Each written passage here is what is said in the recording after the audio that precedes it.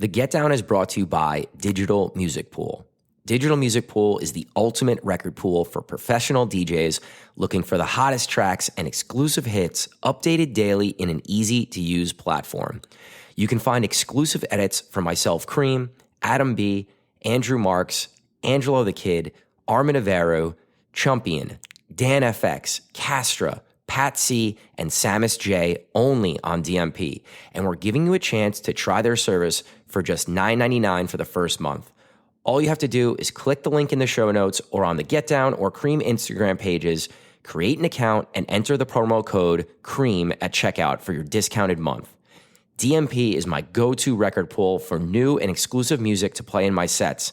So become a member for just $9.99 for the first month with the code CREAM and check it out for yourself. Click the link in the show notes or on the Get Down or Cream Instagram pages to sign up now. You will not be disappointed. If you love listening to The Get Down, you will love the video version of our show on YouTube even more. With all new audio and video upgrades, we've taken the show to the next level. On YouTube, you get to see our facial expressions, hand gestures, and real passion we have for this industry and for helping you grow your DJ business. Click the link in the show notes or on the Get Down Instagram page to watch the podcast now or search Get Down DJs on YouTube. We would greatly appreciate if you subscribe to our channel, like, and comment any questions you might have that we could bring up on the show. On this episode of The Get Down, we have DJ, producer, and financial advisor, Get Down's very own Dario Valli. Dario brings fresh perspective to this show as he's built his DJ career from the ground up, all while creating his path in the financial planning world. Personal finance and financial planning and literacy are rarely talked about in our industry, but it's so important.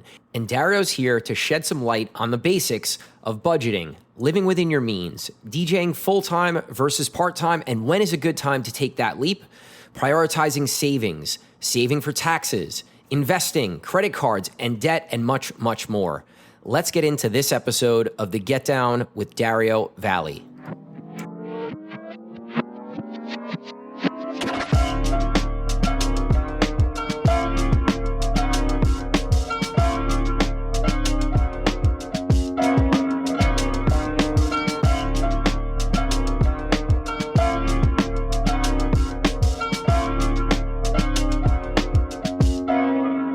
All right, guys, welcome to the 132nd episode of The Get Down. My name is Cream. Gary W. here. Special guest sitting to my left, the one, the only Dario Valli. How you doing? What's up, sir? What's going on? It is a pleasure and honor. I've looked at my DJ career as some achievements in life, and this is definitely up there. Getting on here, so I'm very happy to be aboard. Dario, you're already booked the next 2 months. You don't have to suck up. No. December's not booked yet. We've been talking about having you on for a while, and I think this is a great opportunity because Gary and I have been trying to bring sort of another aspect to the pod, and we're going to talk Dario Valli and your career and things that work and things that you focused on as both a DJ but also as a financial planner. And I think that's something we really want to dig into today. Try to help people because we don't have 401ks and we don't have health care and we don't have a lot of the things that a normal person who works a 9 to 5 have. So it's hard to get this information, and I think we're going to try to shed some light on that a little bit today. But before we do that, right? Yeah, I was going to say, I think a lot of us too, some of us grow up and we don't have maybe our parents don't have the knowledge for like some kind of financial planning. So it was money under the mattress. That's right, what it was. Right. So like so hopefully this podcast could shed some light on that. But also I'm really interested in why Dario got into financial planning and all that good stuff. So I want to hear the backstory before we give some advice and some information.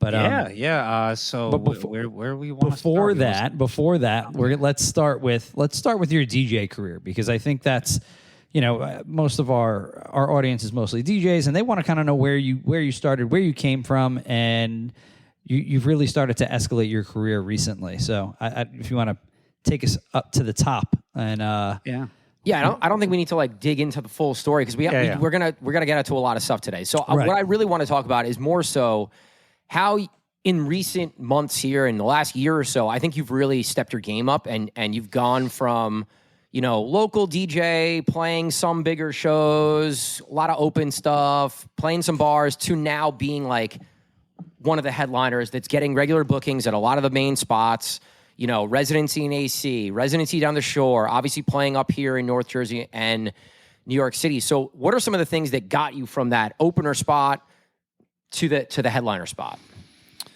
I think the biggest transition is understanding your roots from the beginning and kind of what define you as a difference maker. I think a lot of people in this industry, they're getting caught up in who has the most views, the most clicks, the most trendy, and they're chasing that down, which is fine. But as a result, you're pulling away from it what actually defines you and your uniqueness in terms of what you bring to the table. I mean, I'm not going to go, right from the beginning of like the dawn of time when I became a DJ, but I still remember like it was yesterday still, of when I was playing those rooms with, maybe 3 to 7 people on a good night. At one point I was not going to even be a DJ anymore because I didn't really see an avenue of growth. I didn't understand necessarily what it took in terms of, who I need to talk to. And then I met you guys, and then I guess I stayed around for a little bit longer. But I think that what elevated me was doubling down on kind of myself in terms of what I as a person bring to the table. So, and I don't necessarily want to say skill is one thing, brand is one thing. I think it's a culmination of what you bring to the table in terms of understanding also the bookers as well. You're understanding and getting more experience in terms of, okay, I understand this person's at this venue. I understand the booker. I understand everyone from the top down and what they're really looking for. And that's going to make your job as a DJ and now going into a headliner much more easier, because you're not just going in there saying, oh, I have to crush a set. What does that mean to actually crush a set? Are you going in there just to get a good reaction out of people? Are you actually making the venue money? Are you adding additional value as a headliner? And so I think that's kind of been the biggest thing is, really owning my brand, really pushing that and honing in on certain avenues, not a generalized lane as well. Because I think a lot of people too, they're getting caught up in, I need to do this, I need to do that, I need to do that, I need to do that. And yeah, you can be pretty good at everything, or you can be really fantastic at a few things. And I think understanding that is going to help you move forward. When I think Dario Valli, I think two things, and it's two things that you highlighted. I think patience, because you had a hell of a lot of patience at the beginning. You ran with us for a while doing, the not, I don't want to say the bottom of the barrel stuff, but essentially. But I played on a barrel. Exactly. Literally.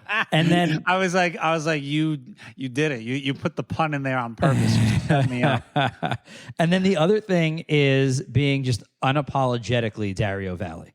Like, you are so you, and we can call that your brand, but you're just yourself. And you don't turn it down for anybody, and I don't think you can turn it up anymore. But you don't change no matter where you're at, no matter what room you're in. And I think it's helped you become the artist and the DJ and the personality that you are. And that's such an important thing in going from these lower level gigs, mid level gigs, to getting these headliner gigs is having a presence, right? And it's something that you command in a room, no matter if it's you're walking into a meetup, walking into a dinner, or obviously headlining a headline set. So I think those two things are very important, and they're very Dario Valli. Everyone likes you when you walk into places. Like, the staff likes you, and we talk about that all the time. But it matters because, they're gonna, if they like your DJ set or they don't, but they like you as a person, so they're more open to hearing you play and like supporting you. And coming to see you at other venues that they don't even work at because they just like you so much, you know? And that happens with you, and that doesn't happen with everybody. So I think that's a big part of it, and that was something that I felt like I was really good at early on as well, was just like becoming friends with the people you work with and not looking at it like, oh, I have to make these people like me so that I get booked more. It's just like, no, we're actually friends and we hang out outside of here and like we work together too. I think, I think to that's a really critical point right there, is not necessarily, I'm very fortunate and extremely grateful that people do like me for me, because what you see too many times is people who are trying to be liked for the sake of getting booked to that point. And I think it's becomes more of a detriment as a result, because you're not coming off genuine who you are. Like if you're an actual introvert as a DJ, that's okay. If you're an extrovert as a DJ, that's all right as well. It's just, for me, I've been since the beginning myself versus now. The only difference really is that I prefer taking a nap before going out to my gigs, and I maybe have a Tums once in a while, versus before a meal. That's like that's the real difference. But it's a great point, because you two couldn't be any more different. Right? When Dario, you're just a very, very big presence in the room, and Cream, you can work a room, right? It's just being you. It's like figuring out who you are. You don't have to be this loud, you don't have to be this big character if that's not who you are. And I just wanted to highlight that so that people don't think that you need to be this larger than life figure. Like, that's a great point. Yeah, no, if you're trying to, if you look at this podcast, frankly, and you're like, oh, I need to be more like him, then you're already losing and you're not understanding the point. Look in the damn mirror and be more like you. And what's going to happen is you might not hit in the beginning, but at one point you are going to hit, because people are going to respect you for that. You're being true to yourself and you're being a genuine human being. I appreciate the people who always show me love, and that it's genuine love. I would hope, that's a whole nother conversation, but I'm very thankful to where it's not anything that has been put on or anything like that. So it's just, that's a big thing, is really just staying genuine to who the hell you are. Yeah. So I think we might have part two. We'll dig more into Dario Valli, the DJ and the artist. I know, you're producing a lot of music, and if you guys don't have music by Dario, go check out his originals and remixes and edits, because they're really dope. The Ellie Goulding remix to me is a highlight. I play a lot in my sets. I appreciate it. Your Celia Cruz stays in my sets. I appreciate that. Yeah, both of them are different points for me, because it's not just one or the other for me, right? Because from there, I can go disco freestyle. I'll play Jersey Club. It's just at the time of what I'm feeling and what I want to produce, I'm kind of, in the beginning of production, I made not the mistake, but and I don't even want to say it's falling into the trap, but more so you're after things that you think will hit. And rather now, I don't feel necessarily a pressure to make things that people are going to necessarily like. I like making things that I genuinely like making. And if people happen to like it, that's fantastic. Yeah, that's the only way to make true fans. If you're just chasing that sound, and we talked about it with Parari, the two times that he was on here, and we talk about it with Parari when we do sessions with him. Up to me. He's a saint for putting up with me. Shout out to Parari. But just like finding yourself working rooms and meeting people, you got to find yourself with your music as well, and that all goes into the Dario Valli brand or the Cream brand or the Gary W brand, and that's the package, right? That's why people book you. Right. Yeah. Now it's come to, I remember, frankly, and I'm not saying names or talking badly about anyone. I don't want that to be misconstrued. But in the beginning, I was trying to get in these bigger rooms, and it was like, you're a great person. You're a great DJ. Just wish you could bring more people. And I'm sure every DJ has heard something along in that sense. And I don't think that should at first, I was very discouraged by that statement. But now later on, probably fast forward 4 years, I'm very encouraged by that statement, because it's not like a laundry list of things you need to do. Essentially, what I take from that now is really hone in and develop your brand. Really focus on what market you're shooting for. Don't just shoot for everything like a shotgun here. Focus on that one target that you're after here. Yeah, it's hard to do. It's like one of those things you kind of have to learn and figure out where you fit and where you want to go and what your goals are. And until you do that, I think it's okay to be a little bit more of a generalist. But once you figure it out, then you got to be kind of laser focused. Oh, yeah, no, and there's time for that too. I don't even think that there's a set time. But when you figure it out, I'm saying, you know, freaking go for that, and don't stop. When you actually know that to your true self. But yeah. All right, so I think something that's interesting about you is a lot of the DJs that we work with or talk to, their goals always to be like, I want to get to a point where I can quit my 9-to-5 job and be a full-time DJ. I think you're on the opposite end of the spectrum where you've made it a point where it's like, no, I'm going to keep my 9-to-5 because it allows me to be even more specific and picky on the places that you work and how much money you play for. And it's allowed you to kind of focus more on where you want to be. So was that something strategic? Did you think about that? Or did it just kind of happen that way? A little bit of everything. I want to shout out to my mother first because she would kick me out the house. I remember I told her, I was like, Mom, I think I just want to DJ and that's it. And she's like, well, I'm going to change the locks. You're going to figure it out. Very old school Italian, 5 foot tall woman. I love her with every single fiber of my body. She did everything for me. So shout out to Mom, love you. But at first, in the beginning, I was like, oh my God, you don't support my passion. How could you? The whole thing.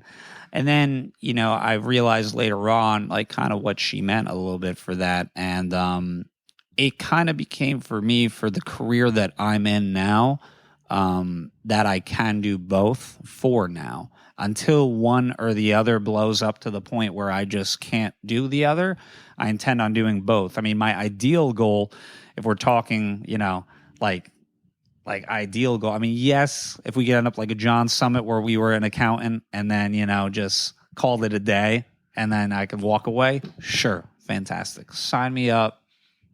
Life's great. But I'm kind of shooting. There's currently right now, I don't know if he's still currently, but he's the CEO of Goldman Sachs. And he's a DJ and he runs Goldman Sachs. If I can end up like that, life would be pretty dang good. Look at Elon making techno. Yeah. Exactly. And I think within this industry, and again, none of my statements, I don't want to be that as misconstrued as I'm calling out anyone or anything, but I'm just talking on the generalization of certain topics. I think a lot of times, in this industry, it's like, oh, you have to DJ. It has to be just that. And I get that. And I love and respect the passion for it. People bleed for this. They die for this. And I get it. And I, in a sense, do as well. But you have to look at yourself at one point and be like, am I hurting myself or am I actually helping myself by doing this? And I mean, I'm not going to say specific names, but I mean, more names than you think have some type of another hustle during the week than just DJing. Now, if you're a private event DJ, that's a whole different conversation because you're making good money. I mean, you just have to sacrifice your weekends for 52 weekends, but you will make money in the private event game. But just slinging clubs, unless you are at the upper tier, you are not going to be making significant money. And I think that is it sounds bold, but like if you're a starting DJ and you're saying, you know what, I want to just DJ, I respect it, but understand there are going to be some hardships and know that, are you setting yourself up for the future if you don't actually have a plan with this? Well, I think this is a good lead in, right? So if someone out there is listening and saying, hey, like I'm considering quitting my job, what are some things that he or she should be thinking about from a financial perspective and from all right, can I afford to do this perspective? What are some things that they should think about? So right out the gate, and just an idea. I am a financial planner. I've been doing this. This is not financial advice. No, and, none of this. that whole spiel. Yeah. I essentially, that's what I was getting into. There are no specific recommendations, but there are some generalizations, if you will. Let's talk general anecdotes. Let's think along the lines of like, how much money should we have in savings, and how much money should we put aside for insurance and things like that? In the beginning, it was always your typical 6 months. You want to do about 6 months of savings. And I mean actual savings. We're talking, let's say you got blackballed in nightlife. You cannot get a gig for the life of you. You can't even get a karaoke gig on a Tuesday, for $50, something like that. And that's just, I'm being honest. I plan for the worst. That's my job. I plan for the worst. We also prepare for the best. But there are no guarantees in my industry, and that's a whole nother conversation. But, you want to really be understanding your numbers. You got to understand your expense numbers. You have to understand your income numbers, basic budgeting on an Excel sheet, something on a piece of paper. You got to have a grasp of what the heck you're bringing in every month versus what is coming out, inflows and outflows. And from there, wait until you get a 6 month, savings. I would say minimum. I would argue a year, because we just had a COVID and, people were just scraping by to get DJ gigs. I mean, you kidding me? That's a realistic, it's sobering for some, who are hearing this, and I don't want you to be discouraged. It just means you have to hustle maybe a little more, pick up an extra shift, build that cushion.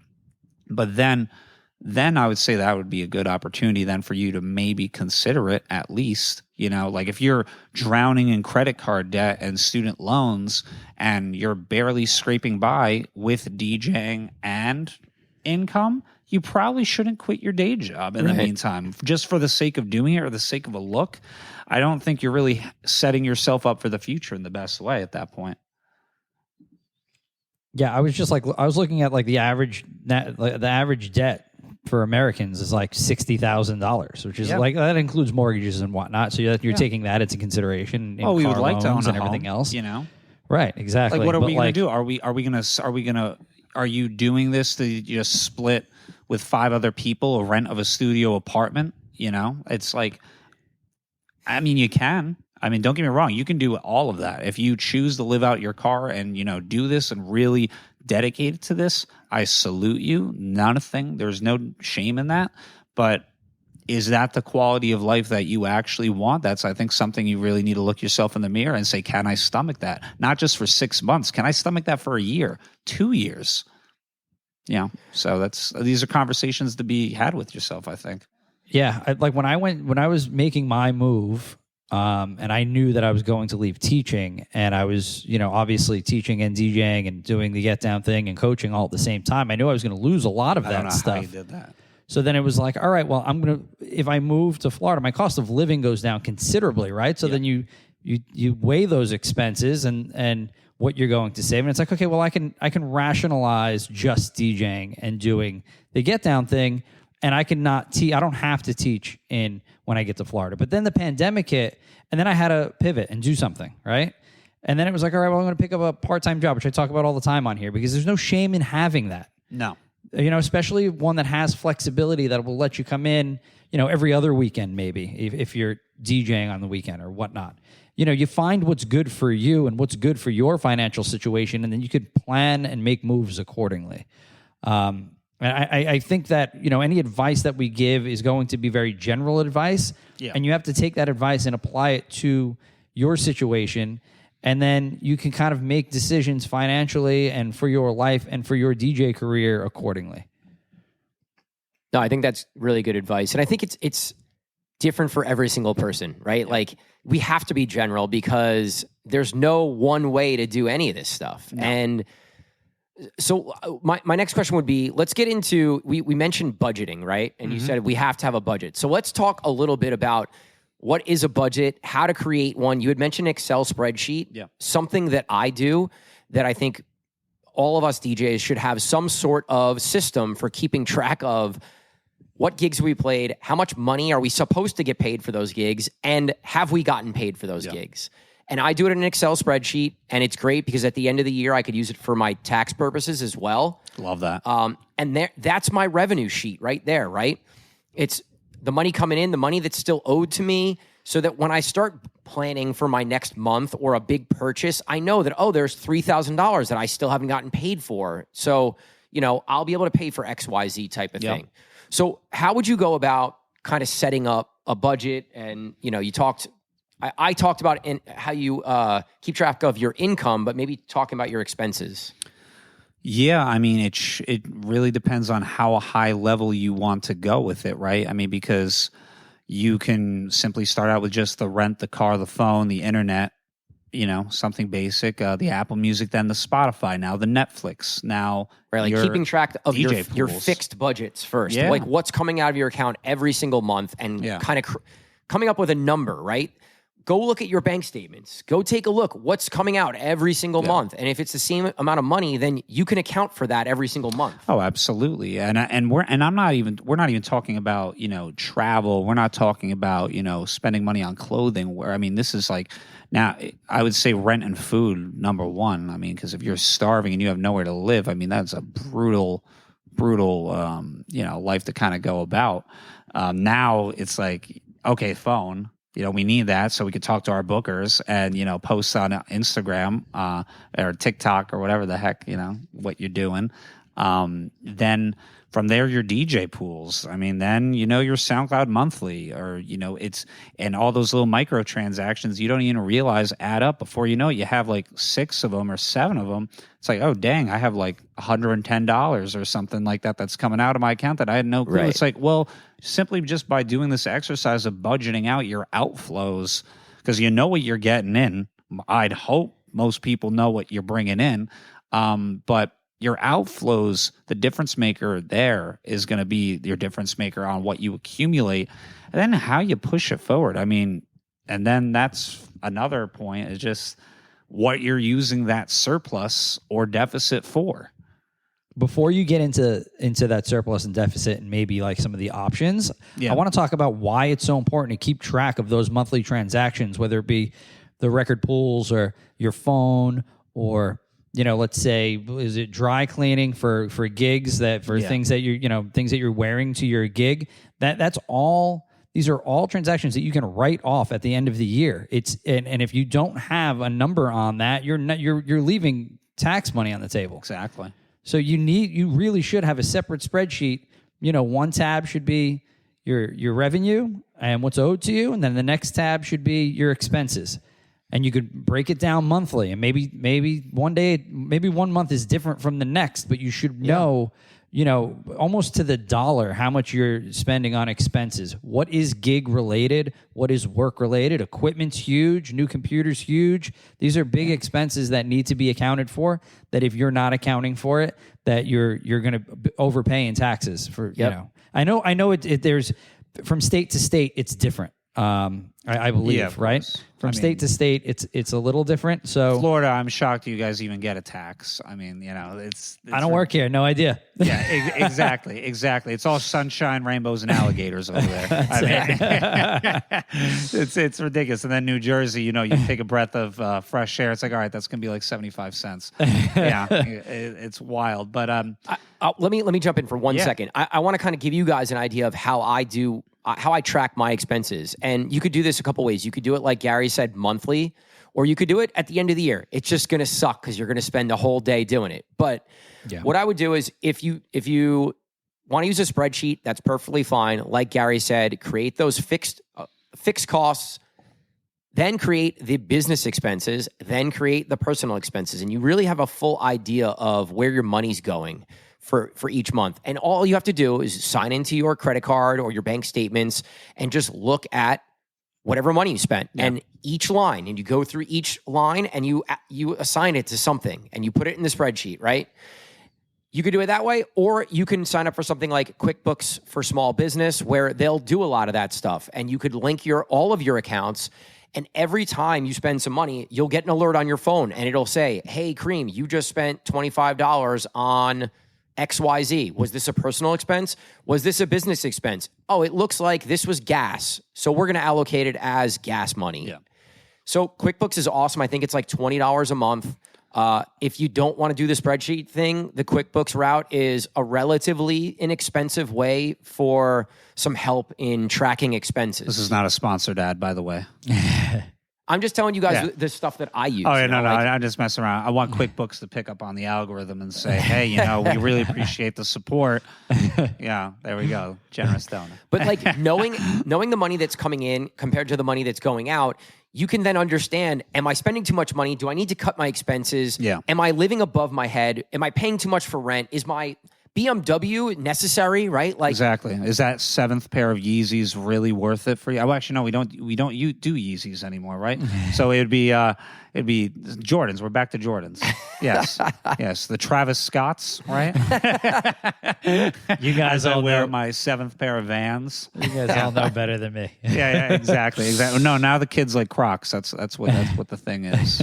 Heard they're comfortable. Haven't done it. But yeah, I mean, and to that, if you can't even get the budgeting down, then frankly, the rest of this conversation is not going to be of use to you, because if you can't hone in on your inflows and outflows, I mean, now talking about any type of investment strategy or any type of retirement planning, legacy planning, what have you, you're not going to be prepared, because it just kind of wets the palate, so to speak, in terms of actually getting you prepared to have these conversations about your numbers. No, I totally agree. And, a lot of us just can like live by the seat of our pants and like, oh, there's money in my account, so it doesn't really matter and it's okay. But until you go through this exercise and really understand your numbers, you have no idea. And you don't know if you could afford anything, because you don't know what your numbers are. So like Dario said, first and foremost, you have to know the inflows and the outflows, know your numbers first. And then you could start thinking about if you can afford certain things, and you could start thinking about savings and investments or paying off debt. And Dario, I'll let you kind of take it from there. For someone that might have an influx of money, they're spending less than they're making. They're making $1,000 or $2,000 above their expenses every month. Even a couple hundred. Yeah. How are you thinking about allocating that money to debt, to savings, to investments? Yeah, I think, depending on the debt, for example, I mean, I'm going to try and keep this as sexy of a conversation as we can. So, tune in. No, I'm kidding. But realistically, you got to look right out the bat of the interest rate on your debt, right? And what I mean by that is, every month of what they're charging on top of your principal. So in terms of credit cards are typically the number one. Worst. We want to knock credit cards out. Credit cards can be one of the best tools for you, but they could also be one of your biggest downfalls. So you have to understand to be responsible. Set the damn card on auto pay. That's simple. Put it on auto pay. Treat your credit card like your debit card. If you can't afford it through your debit card, then guess what? You can't afford it in general. All right? I'd also like to piggyback on that. Yeah. If you can get to a point where your credit card, like you're out of debt, like pay your credit card in full every month. Pay it in full. Don't carry any of that. Oh, please. I put extra in my credit card, and I treat it as a balance at that point. Because now your credit... I mean, this is like higher level stuff here. But essentially, like if you put a little extra more, if they allow you to, now what you're doing is you're bringing your credit utilization down further. And so that's what, that's going to be a positive impact on your credit score. And by the way, I'm not a credit, that's not part of my, profession or anything of that sort. I'm just very passionate about utilizing credit positively for you. So that's just, and I think... if you're running a business or something, whether you LLC or DJing, I mean, just having some basic credit is going to really push you ahead in terms of at least setting yourself up rather than doing debit transactions. First off, the safety. I mean, if you're going through a credit card, God forbid you have fraud or something like that, a couple $100, your credit card can get maxed out. Yeah, but at least they're not liquidating your bank account. I mean, and that's why there's a whole fraud department. I mean, if they see that, you're getting swipes off a Sheen for like $7,000 or something. I mean, obviously that's a ridiculous statement, but you never know. But as a result, it's not, it goes into an actual, review of that. It's not, none of your money is lost at that point. Your credit card's maxed out, yeah, but you're saving yourself right then and there. Right. So I think right off the bat, the credit cards is a huge one because that's a common one. And I guess for my, the next forms of debt, really are the other common ones be car payments and mortgage. Now, what I'm going to say here, you need to understand, so I'm going to say it a little slowly. Depending on what your interest rate is on these loans dictates how important you pay it off. Like the rank of importance. Yes. If you have a mortgage from anywhere from 3% and lower, ride that the hell out, because the difference that you're using to paying into that low interest mortgage, you can put that towards something else, either paying off a credit card with a higher interest rate or potentially investing and putting that money to work for you. Because, that at that point, that's not what they call necessarily the worst type of debt, but that interest rate, man, that's why you should not be in a rush to pay that off at all. Right. And to put in perspective, the credit card interest rates can be up in the 20s. Yeah, easily. Up in the 20%. So think about that. You want to be paying off that credit card debt first and foremost, and that's the worst debt you could carry because those interest rates are going to cause you to spend or pay back way more money than the original cost of whatever item that you use the credit card to purchase. Yeah, and don't get me wrong, debt in general, I mean, this is all debt that we should pay off. I'm not saying that we're not going to pay it off, but in terms of your pecking order of what we're putting our money into is really dictated on the interest rates. Because let's say, we have a lot of young DJs too. Let's say you're going to college, you're finishing out colleges, your parents are like, all right, you need to at least go to college, get a 4-year degree, even though you're not going to, go forward. Let's say you decide that. Your college loans alone are anywhere from about 6 to 9%. You want to talk about a real bubble that we have on our hands. The student debt bubble is a huge one. That is, frankly, there's no sign of resolution anytime soon. I would not necessarily try to wait and for the government to come in and help you out because, they can't figure out a dang thing. They delayed a shutdown, as of this podcast for 45 days. They can't agree to anything. So why would you trust your government to come in and save you when you can just take the hold of that debt and say, okay, let's pay this off a little more quickly? Because still 9 to 7%, that's still a relatively high interest rate that you don't want to really, linger. So I think that's another one as well. And then, once you kind of get your pecking order of your debts too, because look, a lot of people are in debt, and that's fine. There's no shame in that. That's why we have credit, and you could use credit to your benefit as well. But that's a whole nother conversation that I don't think is on the script for this podcast. But I think understanding the interest rates alone on that debt is going to be huge for you. One thing I want to jump in on is just we're talking about credit and just something that I would also throw out there. If you're LLC'd and you have a business, right? You have a business account, you should have a business credit card. And every single time that you use or spend money while you're DJ, whoever, you're traveling, you're getting on the train to go to a gig, you're paying for a taxi, you need to use that single credit card. So then at the end of the month, when you're doing expenses, you can say, oh, let me go look at my business credit card. And all of your business or expenses are in one place. Right there.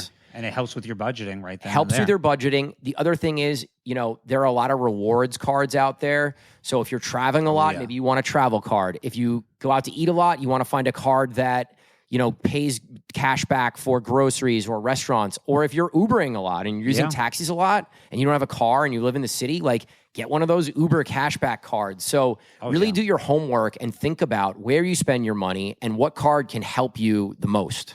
Oh, easily by far. And I think, I have about 4 credit cards myself, and I think that that's a low number for what I'm trying to do. And I'm not condoning or recommending that people get credit cards right out the gate. I'm just saying, I have a travel card. I have, to your point, a restaurant and grocery card. I have a cash back card. I have, My last card is a topic that too. The last card I kind of just keep around, but it's my first credit card. And why I think that's the most important is because that dictates your credit history. Yeah. And if you close out, that's another thing too. Oh man, we're heating up right here. So crank up the volume, folks. But I got my first credit card. My mother, had me go in. Again, shout out to Mama Valley. We love you. I think this is the first episode we got shouts to Mom on the podcast. I love that. It's like 132 episodes. God and bless. no one talks about their mother. What a sin. Not enough Italians on this show. No. This is what happens. I was going to come with a full tray, but I was like, no, we're walking around too much today. We can't be bloated. Having us here, like have the meat sweats during the podcast be brutal. But yeah, I keep my first credit card, and I argue that that's the most important thing because I've had that credit card since I was about 16, and just from you keeping that credit card will. Whether or not what you choose to use it, just keep it in force because that's going to help your credit history in the long run, which overall really helps your credit score. And, when you're potentially about to do a car drop a down payment on a car, a home, what have you, stuff like that is going to really add up. And if you're just in the game too, and you're like, oh man, like I have bad credit, there's options too, such as like a secured card. You can do it like that. If you have family that trust you and like you have an agreement, like let's say your parents, like if you're a young DJ watching this, ask them to throw you on as an authorized user, not on an Amex card, because an Amex card is a charge card. Okay, understand the difference. But have you talk to your parents? Say, throw me on for an authorized user because you get their credit history as a result of that, and that is going to help you so much down further the line. Then you could open up maybe 1 or 2 cards, and then you could really build yourself out in terms of your credit. So, if you use it properly, man, credit can be, a really one heck of a force. Right. When you have a high credit score, you're going to be able to be authorized for higher end purchases, maybe more expensive purchases for better rates. Right. And that's the big thing is when you are authorized for these purchases, you're getting the better interest rate, which we talked about a little earlier. And guys, like I know this is overwhelming. There's a lot. Just means you have to hear it twice. And literally like we could have 3 episodes in a row talking about personal finance because there is so much that goes into it, and it's confusing and it's overwhelming, and I totally understand, but it's super important that you have at least a base understanding of this stuff. Yeah. Go listen to a podcast, if you like to read a very basic personal finance book. I have one that I would love to recommend. It's I Will Teach You to Be Rich by Ramit Sethi. You can listen to the audiobook. Yeah. It's very it's easy to understand. It is very approachable, and it honestly helped me years back when I was trying to become more educated on my personal finance and just improve my situation. It was really, really helpful. I want to be clear on something here too, because if you're listening to this and you're extremely behind the 8 ball financially, there's no shame in it, right? No. And 55 to 63% of Americans live paycheck to paycheck, right? Yeah.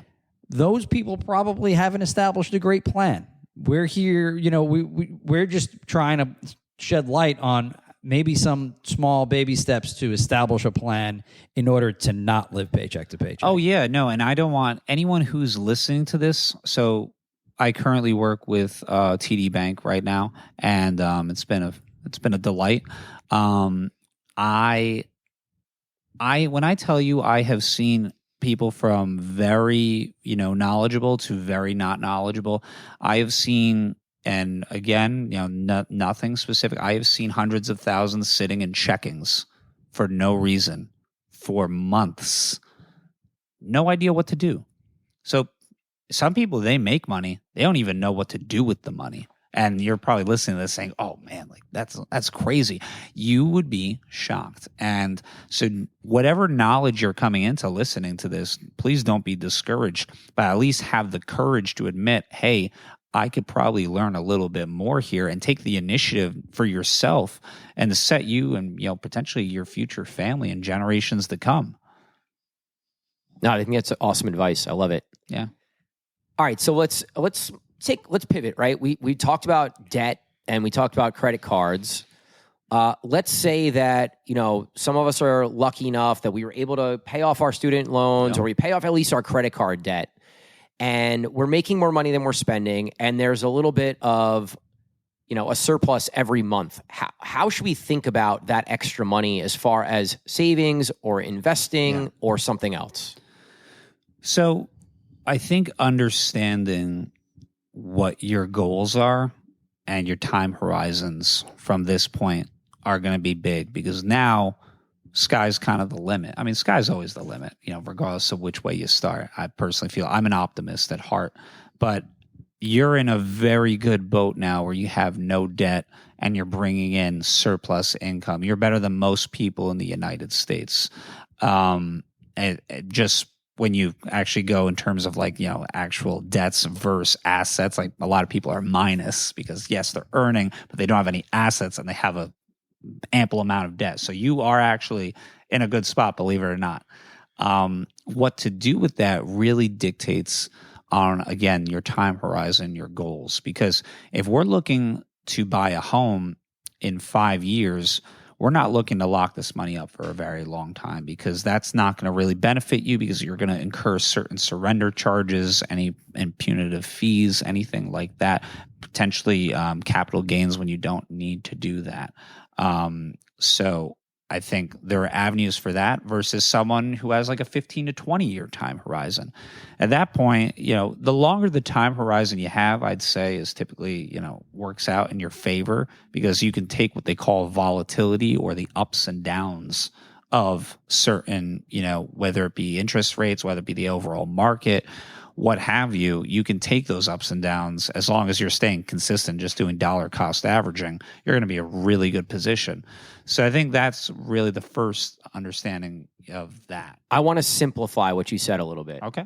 So I know you mentioned a few things that I think people might not even really know what that means. Yeah. So I guess explain, if we're going to start talking about investing money, explain what dollar cost averaging is. Yeah. So what I said right there, dollar cost averaging is essentially you're not timing the market, you're putting your time in the market.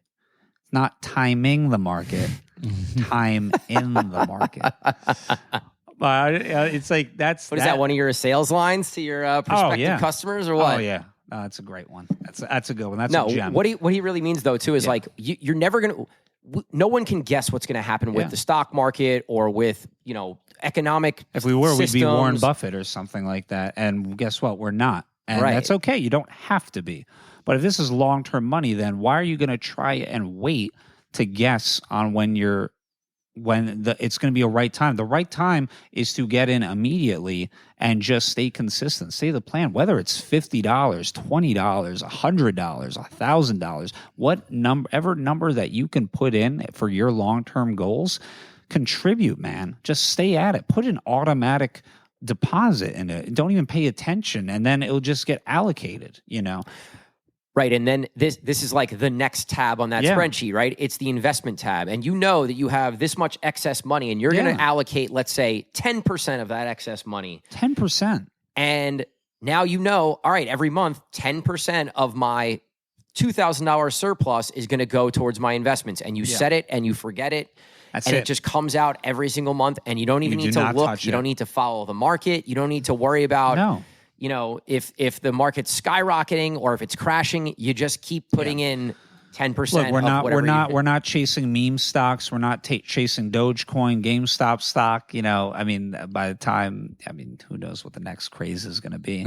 But realistically, that's frankly noise. And if you're trying to get rich quick, you're going to find that you're typically going to get yourself in a worse position by doing that. Right. You're setting yourself up for a better life that doesn't happen overnight, regardless of what you're doing, regardless of whether or not you're hammering out tracks or gigging or investing. I think, a lot of people, they're trying to get rich quick. Man, 10 years will go by so damn quick. If you do it right, you're going to thank yourself a whole heck of a lot later. Yeah, that's a great point. You could save or invest a lot of money over a period of time when you just kind of are putting in a little bit every month, On average, the S&P 500 yields anywhere from 8 to 10%. I mean, look, like, I don't know about you, but I would prefer that, and just know that over 20 years, getting an average of that, I'm pretty right. Your money's going to grow. That. Yeah, exactly. Your money is going to go up at one point. I mean, if you look at statistically any of the worst times in the economy, the Great Depression, the Great Recession, the tech bubble, even recently with COVID, everyone thought the world was going in during COVID, and it's like, oh, geez, like, and a lot of times with my career with financial planning, I find I'm emotionally coaching people, because I'm trying to walk you off the edge there, because people are like, oh, I just want to sell everything because my portfolio went down 20%. Why the hell would you want to sell everything when it's 20% down? Discount season, I'm buying. Well, this is not financial advice. This is not financial advice, but I'm not, I'm not disagreeing nor agreeing with that. But, but you see what I mean there? In terms of that, you have that basic financial literacy. So, some nuances of, okay, maybe, is it time to put in a little more, but, man, just freaking stay the course and just put in a little bit. Dario, something you said 10 years goes by so fast. I remember in 2007 when I opened my 403B for my teaching career, and kind of set it and forget it. Like, I was saving for a house in that time, so investing into the retirement fund really wasn't a thing. So I was so aggressively saving for a house, and all of a sudden I'm leaving teaching 13 years later, and I have this really nice start to my retirement fund. And then it was like, all right, well, now what am I going to do with it after? But like you said, as long as you start it, it has nowhere to go but up, right? From 0 to 1 is 100%. Never forget that. 0 to 1 is 100%. So you got to start somewhere. Right. Yeah. So that's a great, Gary. It's a great point, only because when we are working 9 to 5s, you have an investment plan. Yeah. Your company is putting money aside for you for your retirement. Hey, DJ Kareem, I don't have that. I have to do that, or I have to pay someone to do that for me, or I'm not going to be able to retire, or I'm going to just have to go do something else, right? Because, and then I'm going to be way behind other people who have been doing that over the course of time. So even if it's $50 a month, I think it's so important to set some sort of an investment plan up. And, there's a lot of ways to do it. There's a lot of different apps. I don't think that's something we're going to get into right now. I think you guys can go do your homework on... Or call me. Right. Or talk to Dario, or talk to someone that knows more than you do about ways to set up an automatic investment plan, and what are some safe ways to do that, or introductory ways to do that. Yeah, and I think going off of that too, I mean, as I was half joking, half serious, feel free to give me a call or email me or what have you, reach out. But more so than that, even if you don't go with me, some basic things you need to look into. Is the person you're talking to, are they what they call a fiduciary? A fiduciary, someone who is legally obligated to act in the best interest of your client at all times. You got to make sure they're that. If they're not that, say kindly, thank you very much, get up out the chair and walk out. And that's basic stuff too, because I find too, people do look for help. And unfortunately, there, are some avenues where people are not necessarily, really helped in the most, genuine way possible, if you will. But I think even more so, I think you bring up a great point too with the 9 to 5. Even if it's not a 9 to 5, man, get something in contracting, construction, do something, flip burgers. And I'm actually not kidding when I say that. Do anything to bring you some sort of extra income, to where you're at a happy level in your life. I think that's too an important thing of understanding, what income level is going to make you happy and what needs to be supplemented with that. Yeah. It's a hard time right now. Oh, yeah. Everything is super expensive. Rental properties, buying a home, groceries, cost of living is insane. Well, you need a new DJ laptop? Come on now. It's like, I think last I was looking, it was like you got to spend at least $3 or $4 grand. It's like, it's insane.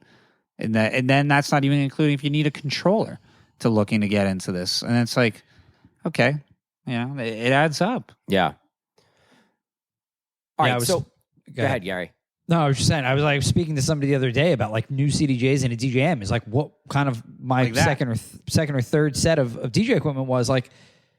You're looking at like $10,000. Like that's not even really, that's not fathomable for anybody. Yeah, and to say that for a beginning DJ, go do this. It's like, how are you supposed to do that? What? Then you put yourself in more credit card debt, and then now you're in the beginning of the episode. It's like right. It's like, dang, I didn't listen to the third step there. I'm Mr. Shit on controllers, but like. I don't think I could buy 3,000s and a new 900. Like I couldn't spend that much money on something that like would sit. I don't even have a place to put it in my apartment, but it would sit in my studio, quote unquote, which is very aesthetic. And I'd play I'd use it how many times, like. Yeah. And that's too, I think adding to that, is the juice worth the squeeze? I love that saying. That was a great movie too. Was I think The Girl Next Door, something like that. Great movie. Was the juice worth the squeeze? On your purchases too, with that, are you investing properly in yourself with that? Like, yeah, sure. I'm going to do more. I'm going to put in more hours of mixing and playing. You don't need a CDJ setup to do that. I'm sorry. Right. And all the purists out there, I respect it. I love it. That's great. You don't need it. Like, realistically, you could try to load up a flash drive after doing a couple of YouTube tutorials, setting up the record box, bring in the Guitar Center or what have you, seeing if it works, then go to your gig and, hope for the best and try to, but like... Or even rent. You can rent a CDJ setup for like a week or something like that, and it's just, are you properly putting the funds and actually investing toward the goals of your brand as a DJ too? Are you using this money properly for that? Or are you just using it on junk? Yeah. Could be both. A little bit of both. A little bit of both. Do I have too many oversized T-shirts at this point? Absolutely. We're working on a third drawer. Listen, write it off. Write it off. Write it off. Oh, God. All right. So the last aspect of this I want to talk about is savings, because I know we haven't really got into that yet. Let's talk a little bit about savings. Is there a percentage of savings that you would kind of put out there as a generic number? 6 months minimum of your... Well, no, I'm saying on like a month-to-month basis. Oh, on a month-to-month? If you're working on, in the green and you're making money, how much money would you put aside for savings on a month-to-month? That's tough because I'm a different boat. Because I already have my savings. I already have my nut because... But I'm saying if you're a... Oh, yeah. Well, that's what I'm saying is it depends on your goals and time horizon. It goes right back to those 2 points because why would you put in your savings bucket if that savings bucket is just for your 6 months expenses? Your 6 months expenses is already done. So why would you fill that bucket that's already full? So that's what I'm saying. Are you saving now toward a home? Are you saving toward a car?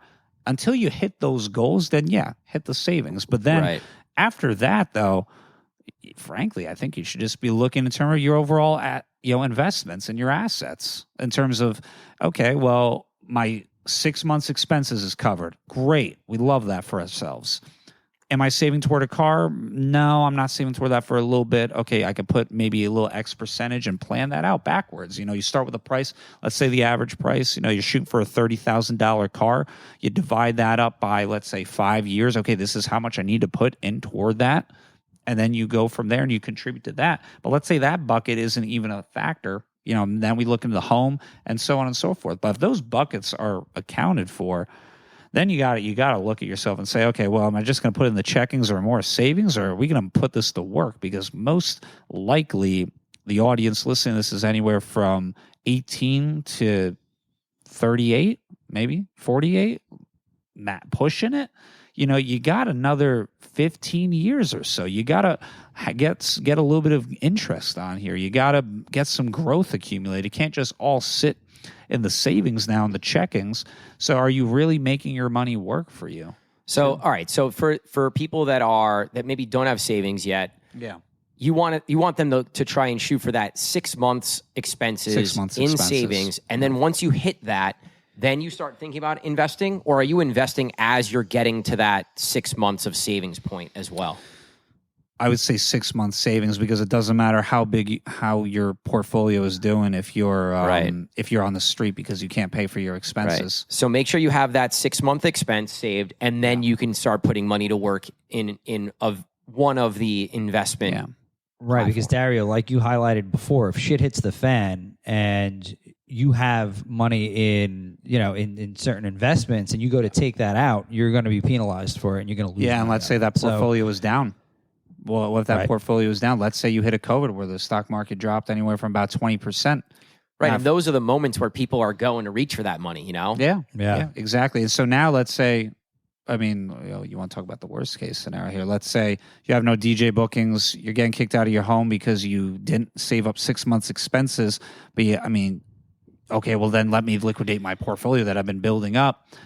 It's a waste of all those years. Exactly. You're working against that compound interest. So, I think just taking those baby steps now, though, now you're looking and it's like, oh, dang, okay, we have our 6 months expenses. Awesome. We have the secure stuff that we need. We're making sure that, that is nice. And yeah, probably there's some entrepreneurial people who are on here and they're like, no, you got to use that money toward the business. It's like, okay, I get that, but some people don't want to live on the street or out of their car or what have you.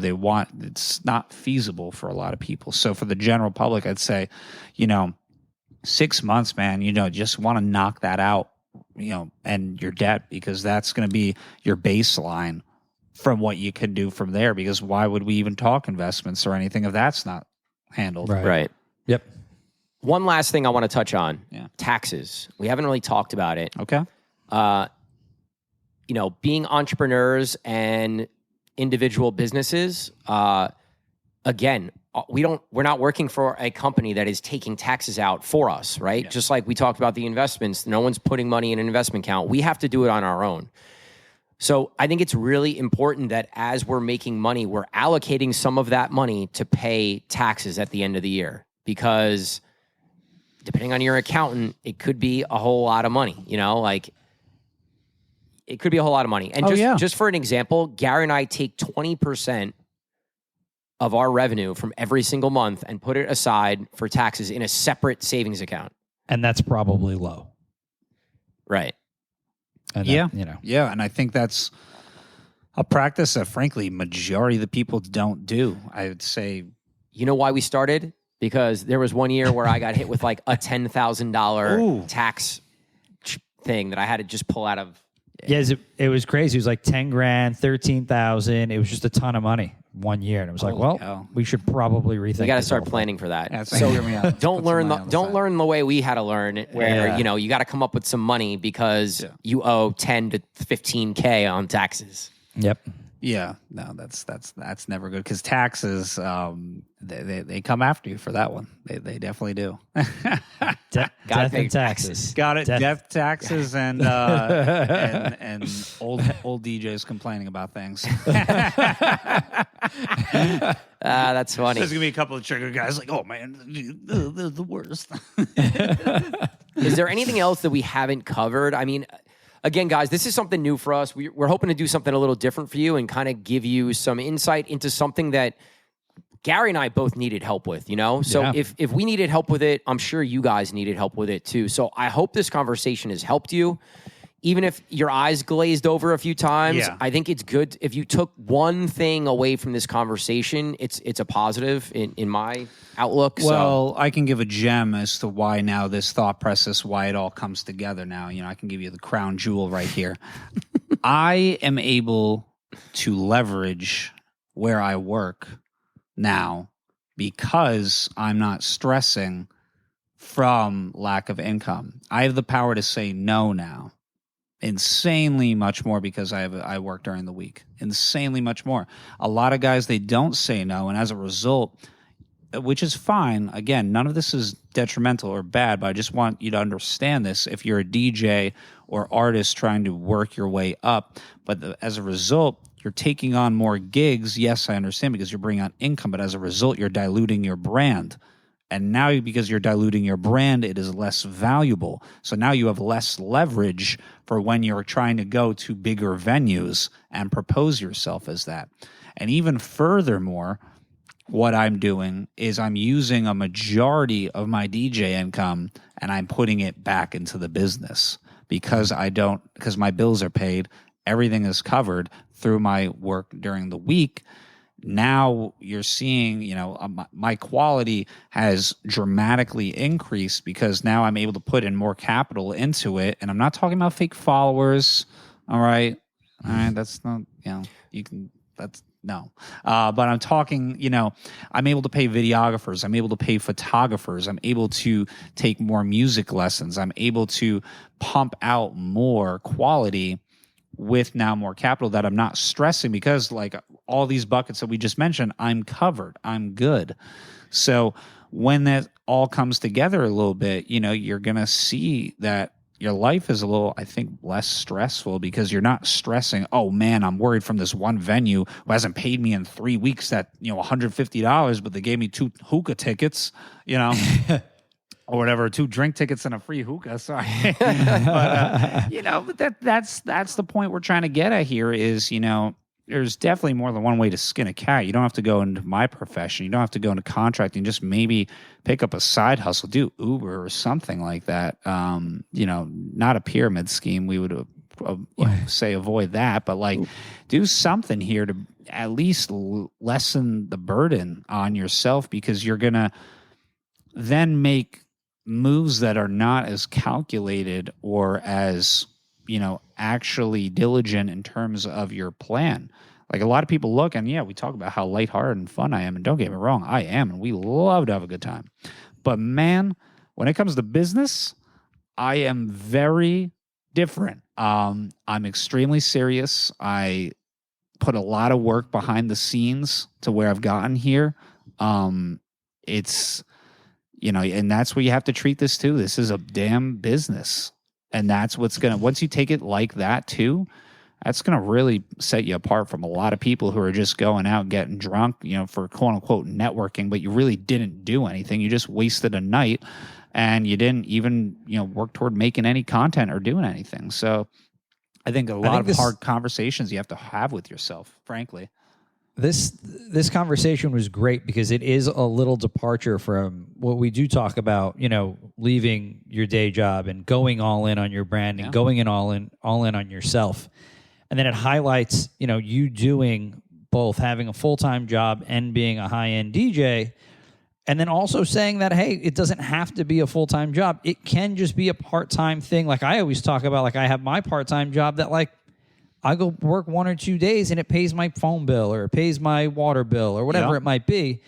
It all adds up in the end, right? Because maybe then you have an extra $200 or $300 to invest in easily, whatever, the stock market or your retirement or whatever. Let's it say might you need be. a new laptop, because then what happens? You're not bringing in the proper capital, and let's say some drunk person spills a drink on your laptop, or your laptop is just too old. Now you can't even DJ. So now you can't DJ and you don't have an income. So it's stuff that, kind of adds up that a lot of people don't think about. And, you don't need to do one way or the other. I don't think that there's really a set path, but really understanding what's important to you and what you could make work. Yep. You can be successful on either path. Yeah. And, Gary knows for a really long time, I was the poster child for, hey, go all in. I want to work with people that are all in. We've had that conversation. You and I have gotten on arguments about that. And now and I've actually really, really softened on my stance. And I look back at my DJ career and think, hey, if I had another source of income and I wasn't relying on DJing as much as possible, could I have grown faster? I'm happy with where I've gotten to as a DJ and, with Get Down and everything, but I don't know. Maybe if I did have that income and I didn't have to take the $300 whatever gig, maybe I would have been taken more seriously, or I would have been considered a headliner earlier, or would have been offered some bigger gigs earlier, And looking back, I can now have that perspective. But in the time, it was just like, all right, this is what I want to do. I'm going to go all in. I'm going to work as hard as I could. And I made it to the end too. And I think I've had a pretty successful career. And yes, you have. You've had a successful career, and you did it a different way. And that's okay. Like, I think that's what's great about this. We could all kind of take our own paths, but still get to a similar end. Yeah. And, to both points too, because Gary brought up, how one thing is part-time. I want to be very clear here. If you do choose to have two hustles, you are working a lot. Like, I get home, I close my work laptop. Guess what I'm doing? I'm opening my DJ laptop. I'm staying up on my music. I'm working on music. I'm making sure that I have my content schedule. I'm still working, just I'm not working in the club.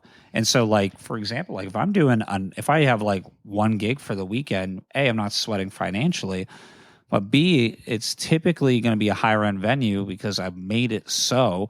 And the night that I have off, I really don't have off. I'm staying up just about as late, if not up more late, working on music, doing something that is working toward the DJing regardless. So I think too, just because if you do kind of choose to have the path of working during the week, kind of DJing on the weekends, quote unquote, part-time, use your actual off time in a way that's going to help leverage and build your brand. Because if you're just sitting around, this is not going to work for you at all. Right. Yeah. Yep. And that's good advice for either path too. Like either DJ. Yeah. Yeah. Yeah. Yeah, it's those extra hours, that extra hour that you put in, and just like, all right, I'm a little tired right now. Let me just push it a little bit in terms of getting what I got to get done, because that's just one less thing you have to do. And then before you know it, now you have more time to do another thing. And you're just building that discipline that's going to push you down the line, because to make it, man, you got to be disciplined too. That's another damn thing. I like it. Anything else, Gara? Anything else? Any other questions? Is there anything else we need to cover here? No, I think we covered it all as far as the surface topics that we wanted to talk about. So, yeah. And Dario, is there anything else you want to touch on? Is there any other final words you want to, any more gems? I mean, you've been kicking some gems today. I must say, a lot of. Look, I like my little anecdotes. That's the way I can get around giving like actual financial, specific financial advice. For starters, just if anyone has any general questions, you could reach out to me on Instagram at Dario_Valli. If you have my number, give me a call, shoot me a text. I'm very open to having these conversations because I genuinely have a passion with helping people. Other than my music, I think helping people financially is one of the greatest things that I could do for someone, because you never know how someone is, and you could flip someone's life around. And I've seen it many times.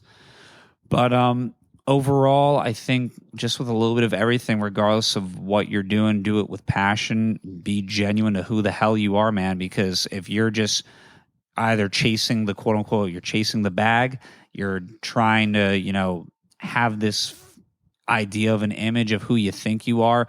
Let me tell you, man, there are plenty of people who are way bigger than you, and there are plenty of people who are, I guess smaller as well. But if you carry yourself in terms of just who you are as an actual person, that's going to get you a whole lot farther than how well you can play. Because I've seen a lot of guys who can play really well, and they are just not a good fit, personality-wise, so to speak. Right. I won't go into more depth than that. But, and just simplify, man. Especially if you're trying to build yourself out. If you're a young kid trying to get in this, man, understand it is a marathon, just like investing, just like getting your life in order. All of this is a marathon. Not going to happen overnight. Don't get discouraged from where you are. Don't be ashamed to ask for help. I think that's a big one. I have plenty of mentors from, either being Gary, Cream. I have several other that I refer to all the time in the DJ industry of like, I'm about to take this booking, and I've been in with Cream and Gary, and we're like, if you take that booking, we're going to be really concerned for you there. To put it lightly. But, you know, don't be afraid to ask for help, man. You don't know all the answers. I promise you that. And you're not going to ever have all the answers. And that to understand that and be, you know, vulnerable and open in this industry and just in life, man, you're going to get much farther. I love it. Great advice. Perfect. Great. All right, boys. Dario, I just want to say from our end, like, you know, you've been doing a great job. And I know listening to Dario, you can tell he's thinking about his business the right way. He's a smart guy. We love you. We love having you on our team, and we're proud of you. And, you know, I say to you when we talk on the phone, but like, you're the next wave of Thank you. big artist, headliner, you know. So keep doing what you're doing. We're proud of you, and we love you. I appreciate that, man. And I don't hold that lightly. So to have that cosign, you know, always means the world. And, you know, I am a product of when you start up from ground zero and you just stay the course. Because like we said in the beginning, I started playing on a damn barrel once a month. And now, you know, I'm very fortunate and blessed to where I'm playing some of the largest venues, not just in New Jersey. Now we're branching out a little bit, but that does not happen overnight, man. It's taken me a lot of years, a lot of sleepless nights, all that, you know. But it's been a fantastic ride. So, you know, I thank, you know, you, Cream, and Gary for, you know, trusting me and, you know, giving me a shot. It's been a fun ride, and we're going to keep it going. I have one final request before we sign off. Absolutely. Can I get an oh yeah? Yeah. All right. Be done. And with that, thank you guys. Thanks for listening to this episode of The Get Down. Talk to you guys soon. Peace, guys. Peace. See ya. Thanks for listening to the Get Down podcast. If you enjoy our show and find the topics entertaining or helpful in any way, we would greatly appreciate if you could subscribe, rate, and review our podcast wherever you listen to it. We want to help more DJs, and subscribing, rating, and reviewing the show is the best way for us to do that. We appreciate all the love so far. Thanks for listening, guys.